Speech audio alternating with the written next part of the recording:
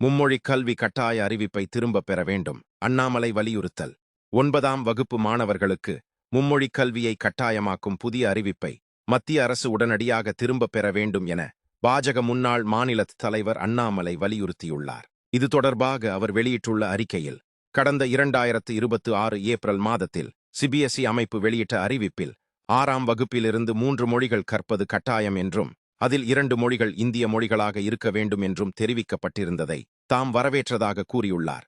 இந்த முடிவு இந்தியாவின் பல்வேறு மொழி, இலக்கிய மற்றும் கலாச்சார பாரம்பரியத்தை மாணவர்கள் சிறுவயதிலேயே அறிந்து கொள்ள உதவும் என்றும் அவர் குறிப்பிட்டுள்ளார். ஆனால் அதே அறிவிப்பில் 9ஆம் வகுப்பு மாணவர்களுக்கு 3வது மொழி கட்டாயம் என்ற நடைமுறை 2029-30 கல்வியாண்டிலிருந்து மட்டுமே அமலுக்கு வரும் என்று தெளிவாக கூறப்பட்டிருந்ததாக அண்ணாமலை தெரிவித்துள்ளார். இந்நிலையில் கடந்த மே 15, 2026 அன்று சிபிஎஸ்இ அனைத்து இணைப்பு பள்ளிகளுக்கும் அனுப்பிய புதிய சுற்றறிக்கையில், இந்த கல்வியாண்டிலிருந்தே 9ஆம் வகுப்பு மாணவர்களுக்கு 3வது மொழி கட்டாயமாக்கப்பட்டுள்ளதாக அவர் குற்றம் சாட்டியுள்ளார். இதனால் ஏற்கனவே தாங்கள் விரும்பிய மொழியை தேர்வு செய்து பயின்று வரும் மாணவர்களுக்கு திடீரென மேலும் ஒரு மொழியை கட்டாயப்படுத்துவது தேவையற்ற மன அழுத்தத்தை ஏற்படுத்தும் என்றும், அது மாணவர்களின் கல்வித்திறனை பாதிக்கும் என்றும் அவர் கூறியுள்ளார்.